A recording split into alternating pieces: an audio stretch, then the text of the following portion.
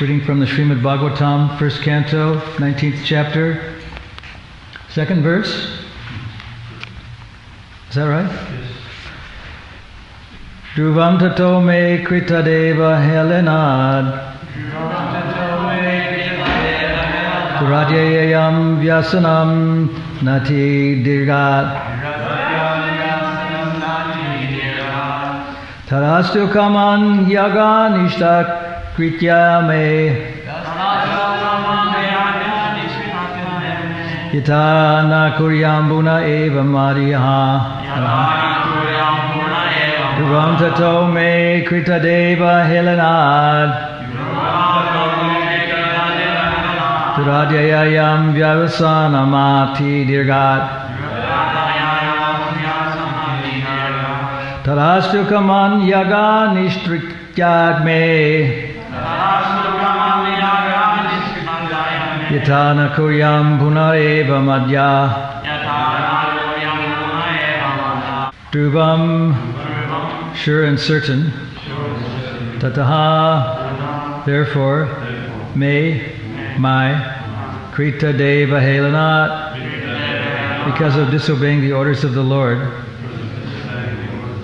dhiratyayam, very difficult, vyasanam, calamity, not, ati, greatly, dirgat, far tat, that, astu, let it be, kaman, desire without reservations, he, certainly, agha, sins, ishkrityaya,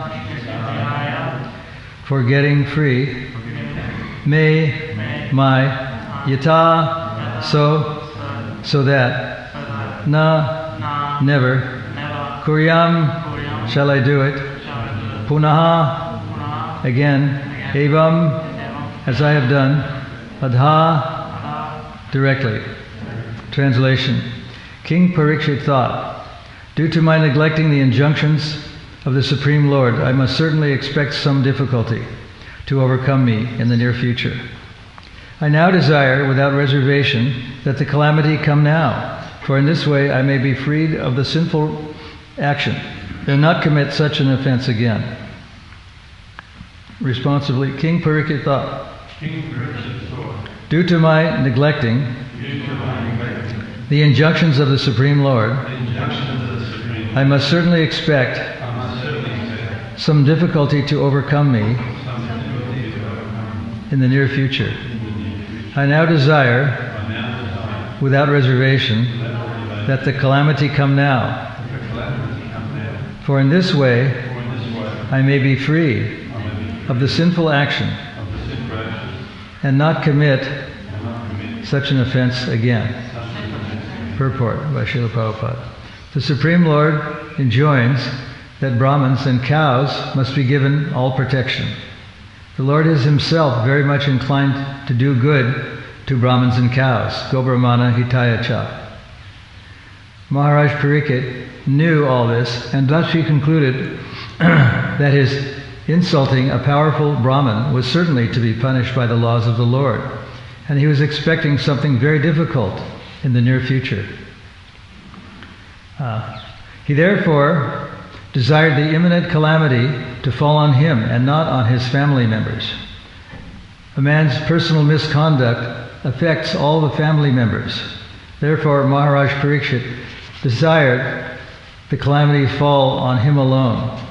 By suffering personally, he would be restrained from future sins, and at the same time, the sin which he had committed would be counteracted so that his descendants would not suffer. This is the way a responsible devotee thinks. The family members of a devotee also share the effects of a devotee's service unto the Lord. Maharaj Parikshit saved his demon father, Maharaj Prahlad saved his demon father by his personal devotional service. A devotee's son in the family is the greatest boon or blessing of the Lord. Verse again, King Parikshit thought, due to my neglecting the injunctions of the Supreme Lord, I must certainly expect some difficulty to overcome me in the near future. I now desire without reservation that the calamity come now, for in this way I may be freed of the sinful action and not commit such an offense again. Mukam karoti vachalam pangam longayate girim yatkri pataraham bande Shri Guru Dinatanane. In the purport, Prabhupada mentions that the sin could be counteracted, and that it would be counteracted by Shringi, so that Maharaj Parikat's descendants would not suffer. It's also mentioned that Maharaj Parikat had the power to counteract personally, to counteract the curse upon him, because he was a very powerful individual. But he chose not to do it because he felt that it was all Krishna's arrangement and that he should accept whatever calamity was about to occur. Here he's thinking that he not only accepts the curse, but that the reaction should come immediately rather than later on. It's common for a good devotee to feel that he has done wrong. I think in one place Prabhupada says that one should always remember one's past sinful reactions. It's not that we have to become obsessed or plagued by these things, but we should remember them. And in this way, Maharaj Parikat is thinking that his neglecting certain injunctions, like offending a Brahmin and so on, that he had to incur sin immediately. So in a sense, he felt guilty. But guilt is something that people today think is wrong, and they're due to imperfect interpretations of various religious thinking. People think that feeling that they've done wrong or being obsessed by guilt is improper or wrong. But here it's being described as a good thing, that a proper devotee feels that he has done wrong. And what basically we have done wrong is given up the service of the Lord and come to this material world. That's the basic wrong, or the guilt that one should always feel, that somehow we have committed some wrong and we're in this material world and we have to get out of it. And is the main teaching of the Bhagavatam, that we have to get out of this situation somehow or other by knowing that we have done wrong. It's not that we're here, that it's a great, wonderful place, but it's a minority. It's called the Ekapad Vibhuti, technically, the 1/4 of creation that's always existing because we've forgotten Krishna. But there's an injunction to try to awaken the sleeping souls, because Nitya Siddha Krishna Prema Sajja Kabunai, as it said, everyone in the Chaitanya, it is said that everyone is actually Krishna consciousness, but they've forgotten their Krishna consciousness. So they need to be awakened. And that's what preaching is. It's awakening what is already in there. Maharaj Parikat decided to accept the calamities immediately. And like many great souls, like Prabhupada mentions King Bharat, at a young age, I think he was 24 years old, he renounced everything. He renounced his kingdom, he renounced good food, good entertainment, the whole adulation by all his subjects. And so it's a common thing that a great soul even is acceptable to embrace renunciation. I think it was said, I think it was someone here that said it, and maybe it was Ajita that said that taking sannyas or being a renunciate in India is kind of like being a PhD in the West.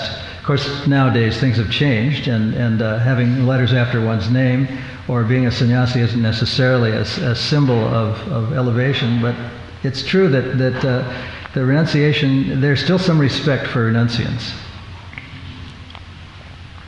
in that part of the world. I once heard a story. I don't know if this is a parable or fiction, or if it's true, but there was supposedly a great, an intelligent king who, as in the days of yore, who was very intelligent, And he had, as Kshatriyas did, had numerous wives, and at one point one of his queens gave him an apple, and it was thought to be a very extraordinary apple, and the king examined it very carefully. He thought that there's nothing like this in the world. He even memorized the striations or the patterns of the leaves. It was an apple that was a nice shape and a perfect color, with a stem and 2 leaves on the top.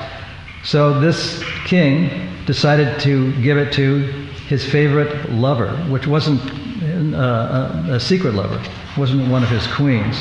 So he gave it to her. Then this queen thought, oh, what a wonderful specimen this is. So she decided to give it to her favorite lover, a man.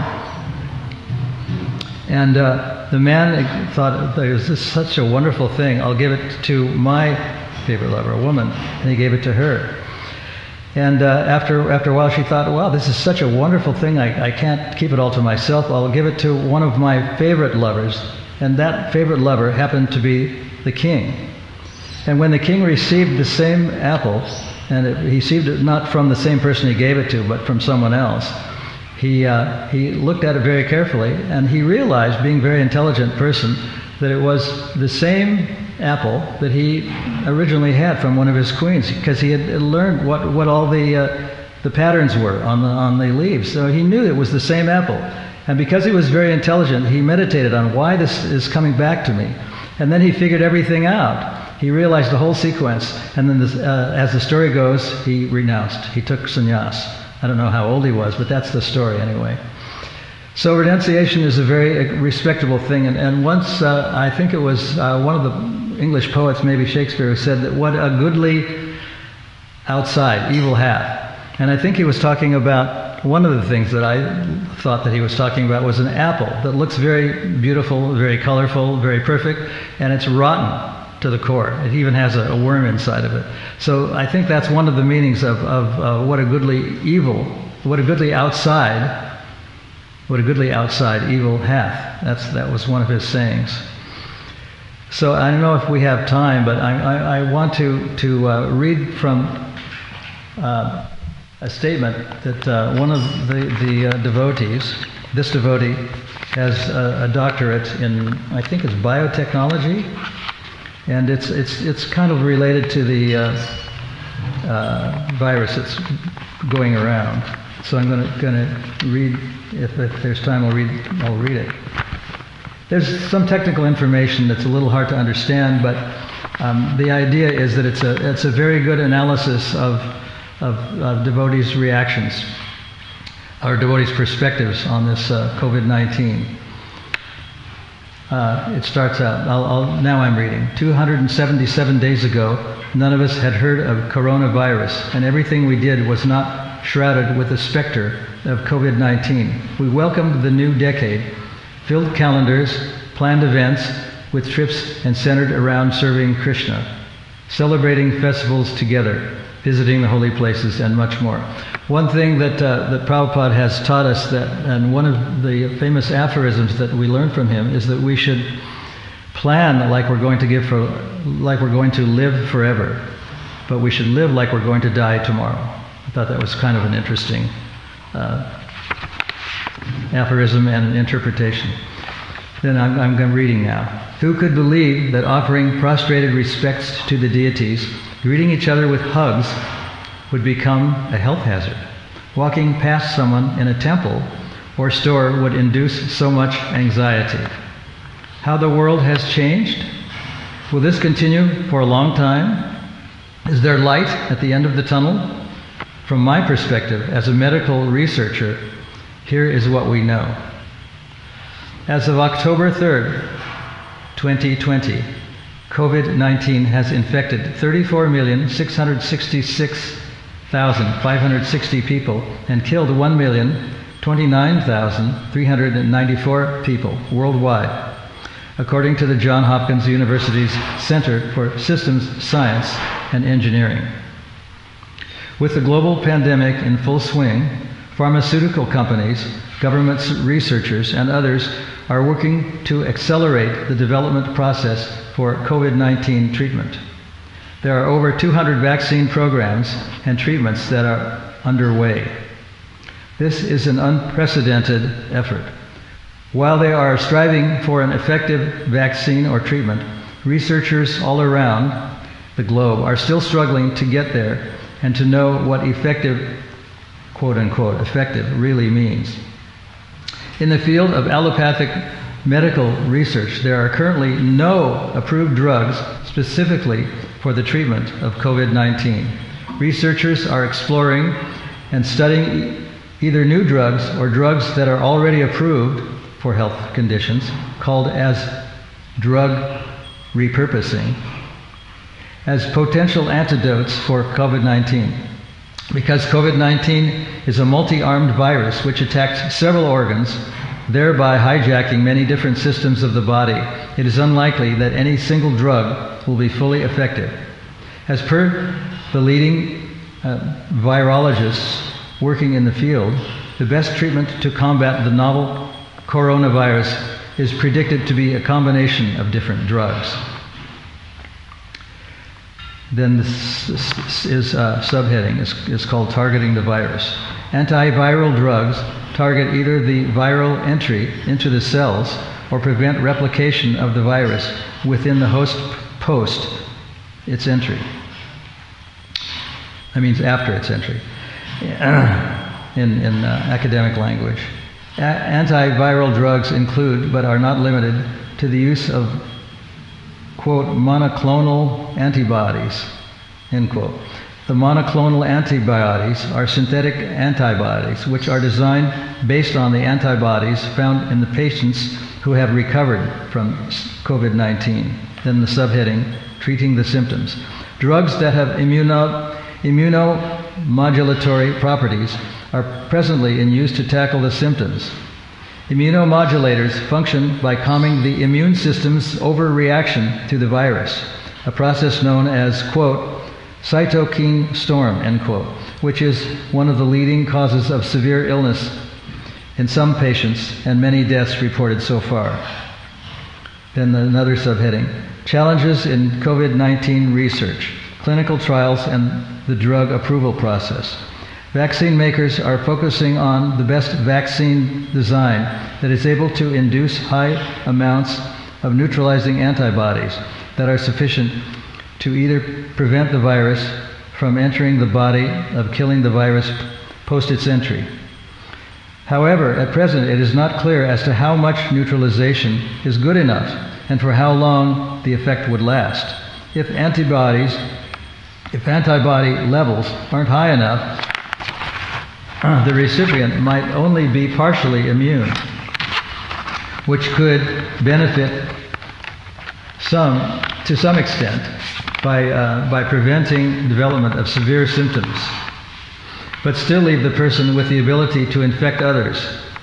Questions about safety, efficacy, and longevity still loom.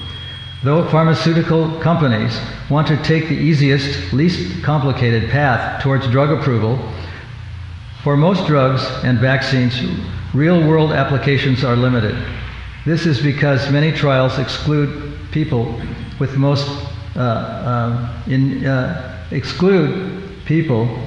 underlying health conditions, and ironically, the patients excluded are often those most at risk and most in need of treatments. This includes many who have comorbidities or complicated variables that confound most of the results. It is unfortunate but true that it is almost always the case that the people who will ultimately use the drug are quite different from the people on whom the drug was tested.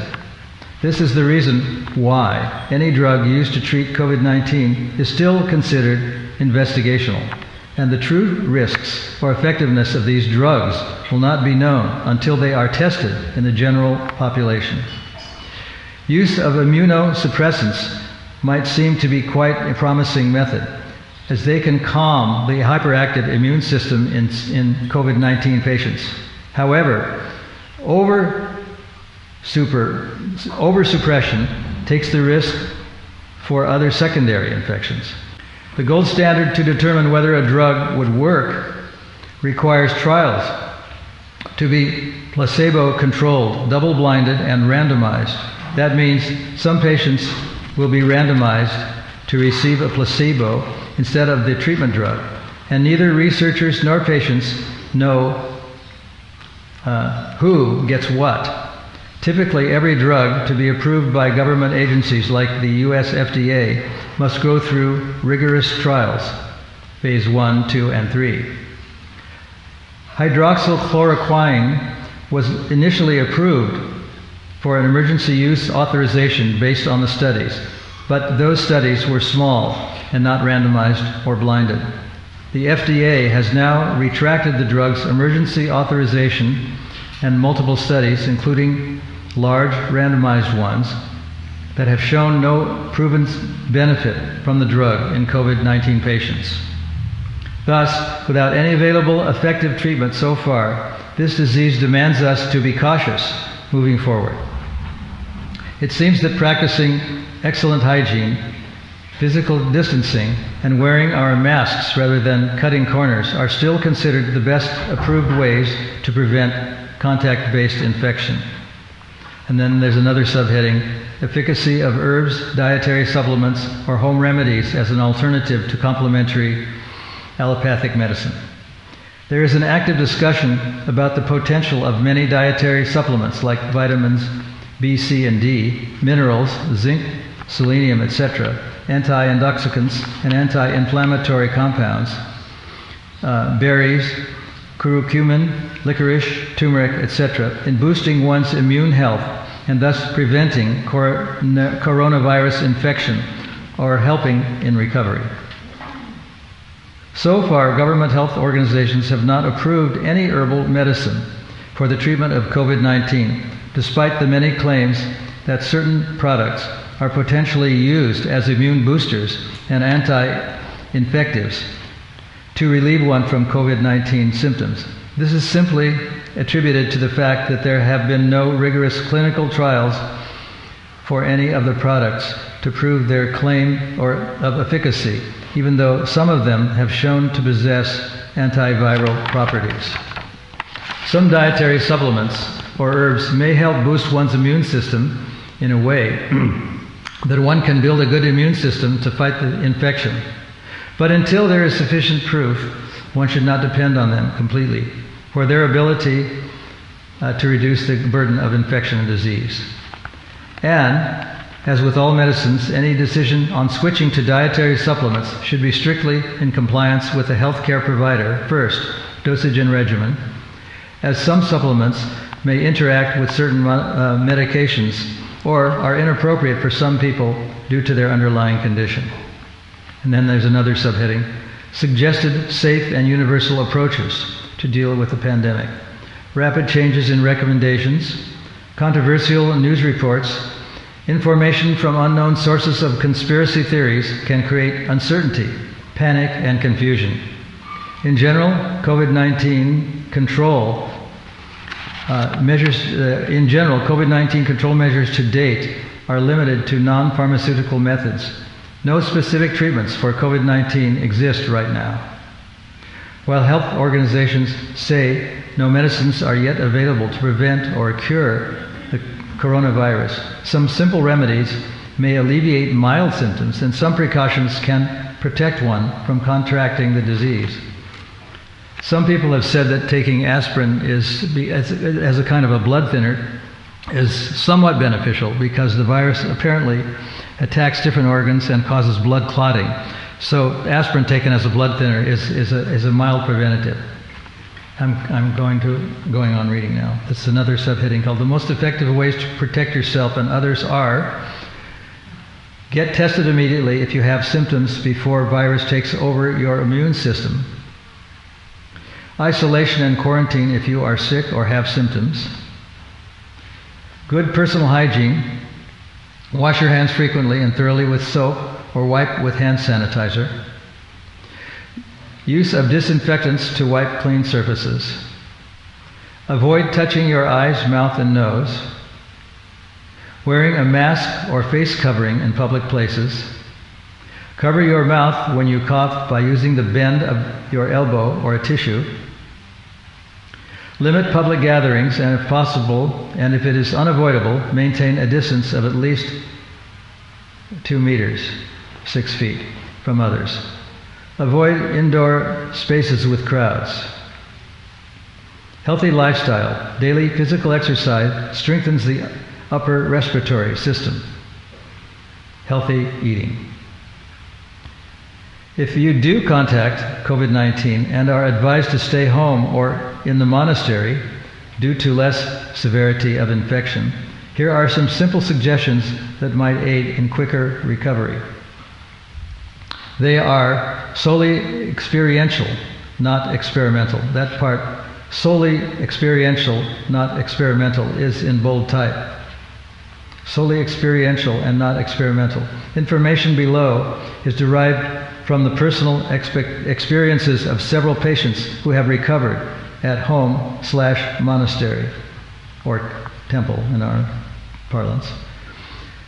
They are getting enough rest, staying well hydrated, allopathic medicines that relieve fever and aches, nasal decongestants, gargle, and steam/vapor reduces mucus, phlegm, and clears sinuses. Yoga and breathing exercises combat anxiety and calms the nervous system. For the last, stay in isolation.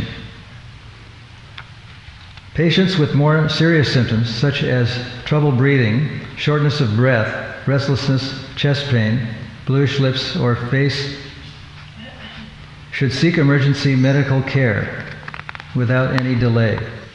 If you have any underlying condition, please note that even these simple home remedies can lead to fatal complications.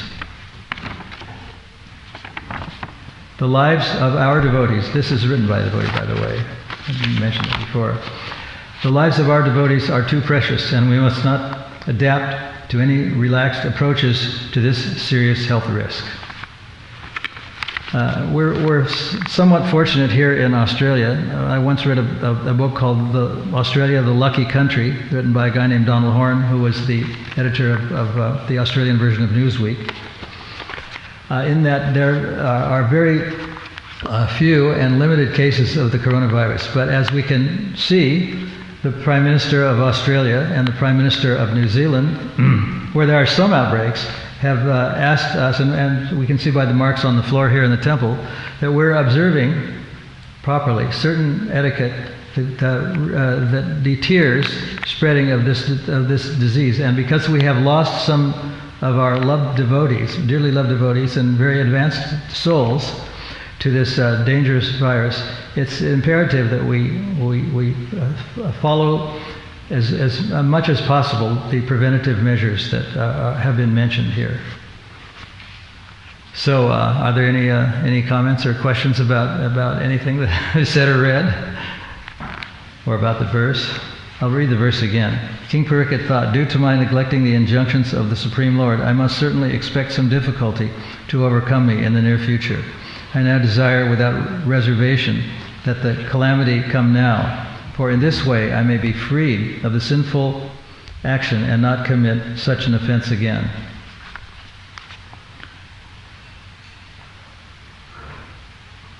Comments or questions? On any subject, it doesn't matter. It have to be about what we've said here.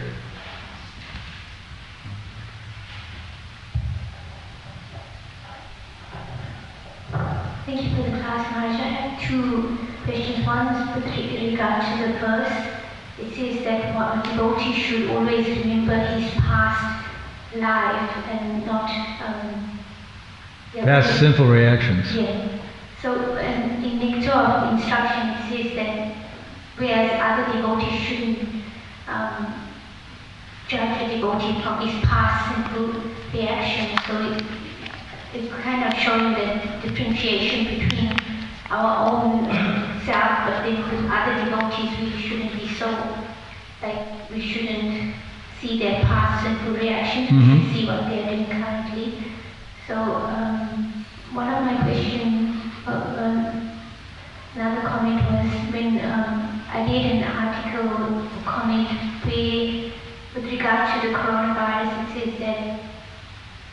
devotees should be mindful that if they have symptoms, not to be amongst devotees, and they went as far as to say it's Vaishnava aparadha if you actually doing that, because you might have chances of getting, that you might have COVID, that you in the close proximity with devotees. So he went as far as to say that it's Vaishnava aparadha. So I just wanted to make those two comments. Well, first of all, I wanted to say that we are in a very lucky part of the world because there are very few instances of this coronavirus, whereas in other countries it is attacking like gangbusters, so to speak. It's a very, very difficult thing. What I think, always remembering one's past sinful reactions, is that it helps us to maintain humility. That if we think that we're sinful, that we're not great, that we're either as devotees or non-devotees, it's a very good thing. And to be aware of the fact that we're here by the mercy of Krishna alone is worth knowing, is worth remembering. That and like you were intimating, we can't apply this to our thoughts about other people.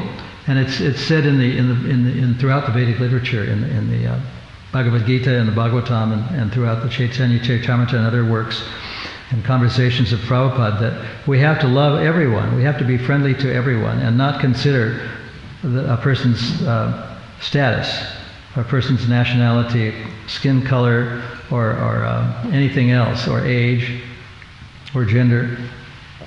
We have to only look at the good things. And one of the descriptions of Krishna is Bhavagrahi Janardana, that Krishna only looks at the devotional qualities of everyone. And that's an important thing for us to remember, that we look upon all people equally and give everyone the opportunity, as we're told to do in preaching, to become Krishna conscious, not whether they're born in a high or low way or anything else. And I've noticed that Vaishnavi wears a surgical mask most of the time, not all the time, but a lot of the time. And I think that's a very good thing, even though we're in a relatively safe part of the world. It's a very difficult and contagious thing. And if we have any association with the so-called outside world, or even get any things from the outside world, that are touched by people that might be either invisible carriers of the virus, it's actually quite dangerous. So we have to be careful. And I think what I read was very good advice for all of us to observe. When I was visiting in Tokyo once, I noticed that there were approximately 2 people in every underground car. They have a subway that I don't know, runs through Tokyo, and I think there's another train that goes to Kyoto. But there were almost 2 people in every car that had a surgical mask. And I don't know if it was because the air in Tokyo was very polluted, or because they had colds and they didn't want to give their germs to other people. But it's not a bad thing to wear a surgical mask in certain parts of the world anyway. Maybe it's a little bit. Some people think it's excessive, but it has its merits. And I received a couple that were saffron colored from one of my friends, and I do wear it sometimes, even though I'm in a relatively safe part of the world, and kind of self-isolated by choice. Fortunately, you can't get these viruses through the internet so easily. That has a different type of virus. Any other comments? Did that address what you were getting at?